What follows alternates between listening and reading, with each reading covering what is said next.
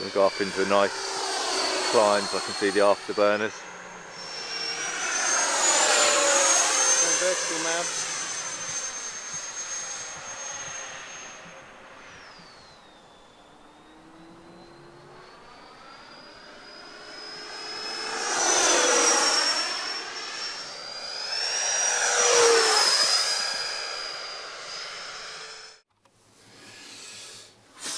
I tell you, there's not too, well, I can't remember the last time that I took a product box out of the cardboard carton and just went, wow.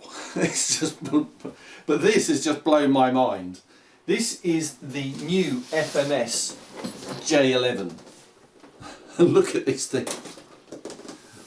This looks crazy, crazy good. So, all I know about this, because there's not much English writing on this box, but I do know that it is a twin 70mm EDF jet. So, super excited. I'm just going to take the components out of the box, lay them out on the table, let's see what we get. Actually, I forgot that I do like to show how these products are packed, because you're going to be spending a fair bit of money if you buy one of these, and you want to be assured that it is going to get to your door totally undamaged.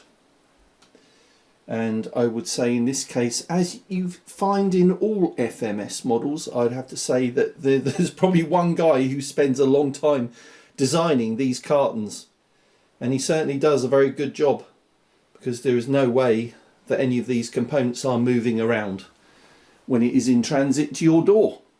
So let's not hang around, let's take the components out of the box, let's see what it looks like. So here we are, all the components on the table, and again I am just so impressed by the completeness of these kits from FMS. There's so little for you to do. It's not just that it's straightforward to assemble. There's very little assembly to do. It's literally going to take minutes, because all the little jobs that you do with other models from other manufacturers have been done. All the control surfaces are hooked up from the servo to the horn on the control surface. So it really is a case of bolting it together. So looking at the fuselage in the front, you can see we've got an XT90 from the 2-speed controllers.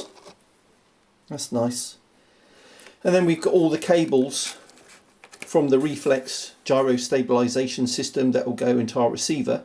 I'm going to be using an FrSky X8R. You've got a big battery bay at the front, and two nice Velcro straps working our way backwards. You can see the nice scale detail on the panels and the paint job on this. Love the silver. It's going to reflect the sun really nicely when it's in the sky. Functional air brake, just awesome. And then so we've got the wings over here, and then we've got the cockpit canopy. Pilot in the office, fantastic. So many models these days where you don't get a pilot and it doesn't look very scale, but FMS always do that. Vertical stabilizers, again servo already hooked up to the rudder with its push rod, great. And we got these stabilizers, the elevators here, elevons, whatever you want to call them. Excuse my dog howling downstairs. Then we've got these fins underneath, or strakes, a little bag of hardware. And again, it's small, there's not a lot in here, showing there's not a lot to bolt together. Nose cone, and then 8 missiles. 8? Seriously? But those just slide on, clip on, underneath the wings and the fuselage. So, oh, one last thing, there's a tail section, which will make it even longer. Just fantastic. So this is not going to take very long to put together. The instruction manual is here. Did note that it is all in Chinese, but the pictures say 1,000 words when it comes to FMS manuals. I mean, you don't really need words to explain what you have to do there and there and there.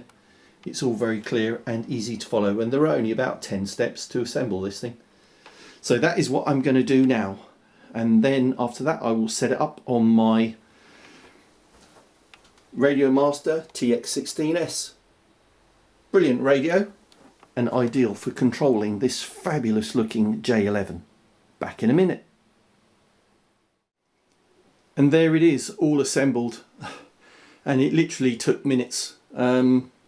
So easy to put together. Just bolt it together, follow the instructions. I've got no tips on how to do this, other than maybe to use some Loctite when you on the little grub screws that you use for the tailer-ons.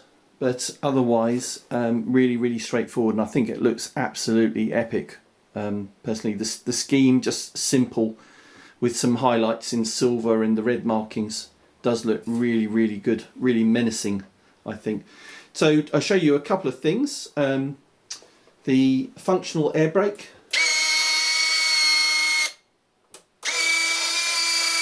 Very cool. And then under the canopy, if I undo the latch, there are a lot of wires, but after you've connected up to your receiver, then you can just push them back under there. And you can see my receiver, my X8R. Again, very easy to just plug everything into that. Oh, and one thing I forgot that I did mention, said was included, but actually isn't. And I apologise. I said there's the Reflex version 2 gyro system in this. There is not. Just to be clear, there is not. And I'm using a 6S 6000 pack from my buddy George at Formax. Really good lipos, really deliver a lot of power. And let's show you the landing gear working.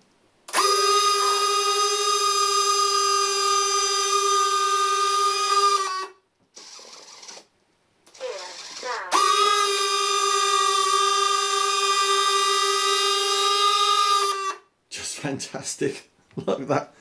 And then just to quickly show you what I've got set up on my TX16S. So this was really quick to set up as well. So if I go in here, renamed the model obviously after I went through the wizard very quickly to create the basics. I'll have a timer on SF.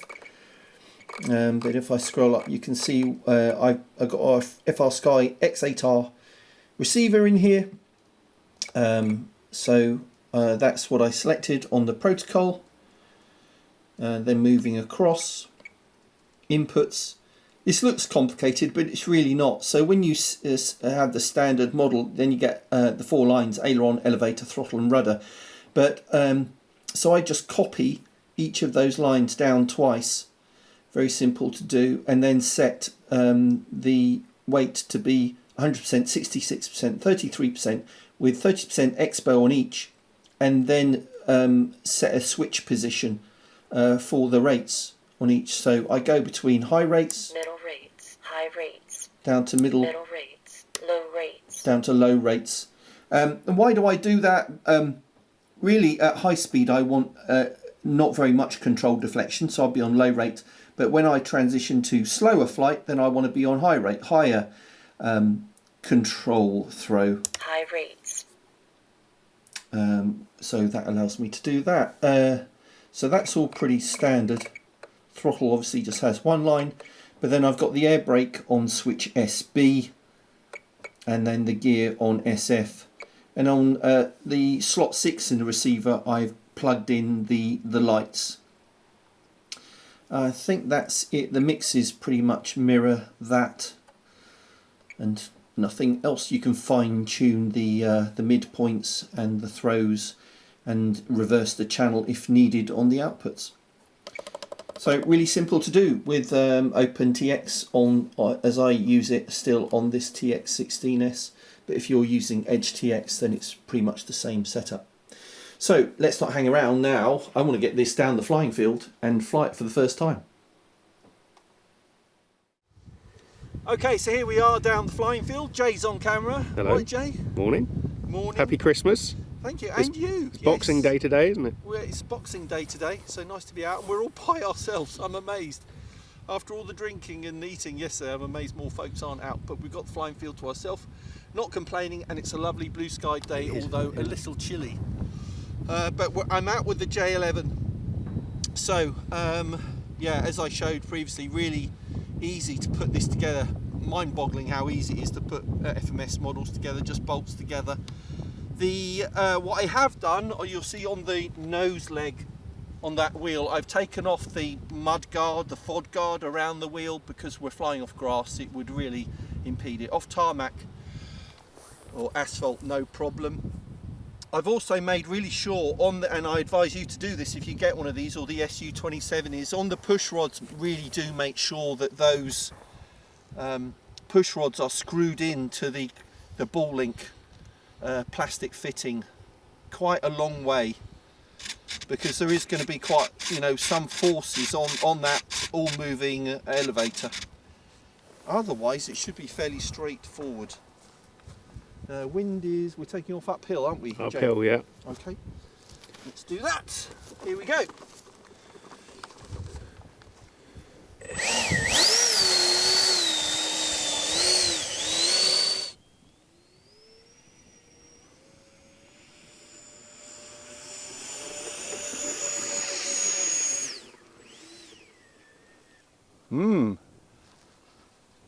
Tiny wheels, long grass. Yeah. Is it worth trying downhill?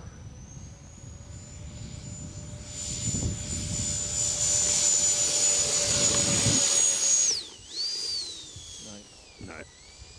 So back at the flying field after that first attempt with the J10, and I personally think the problem is angle of attack. So I've put in a larger nose wheel and smaller rear mains wheels to give it a better angle of attack, because I'm convinced, like the SU27, once it's in the air it will fly really well. So fingers crossed.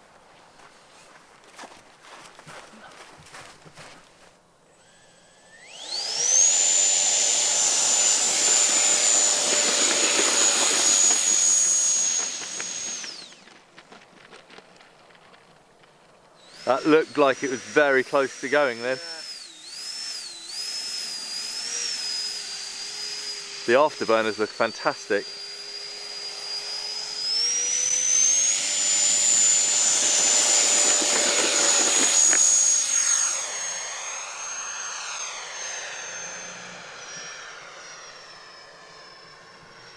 Yes. Well done. So angle of attack. And persistence.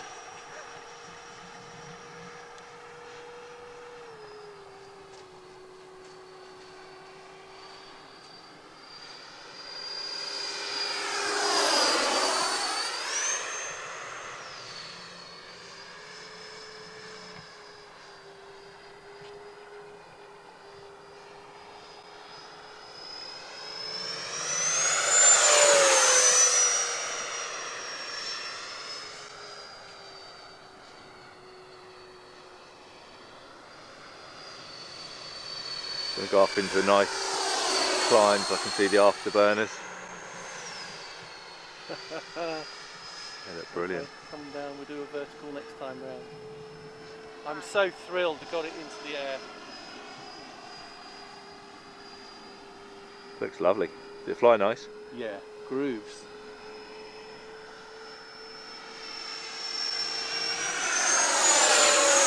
Going vertical now.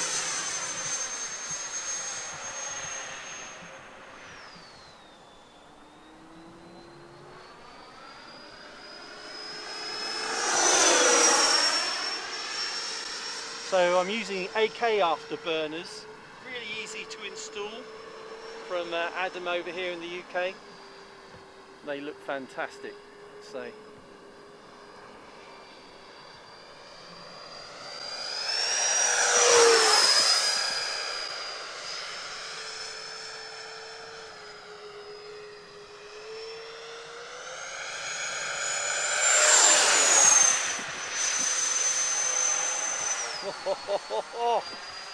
Wow.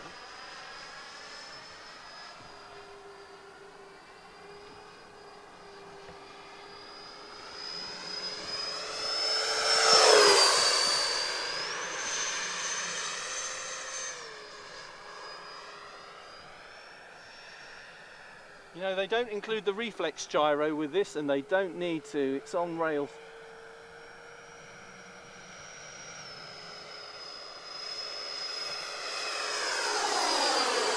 Speed brake up.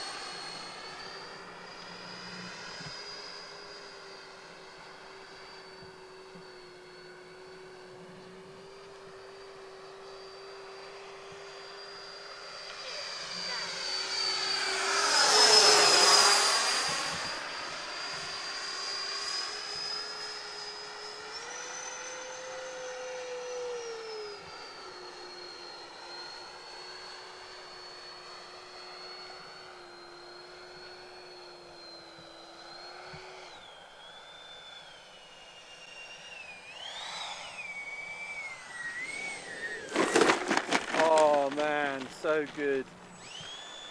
I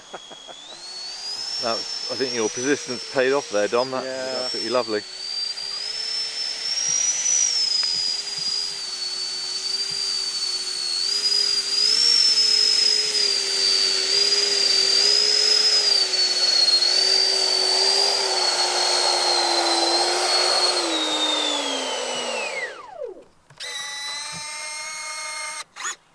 So, sorted. I don't know why it didn't get off on the first takeoff run, but the second one really good.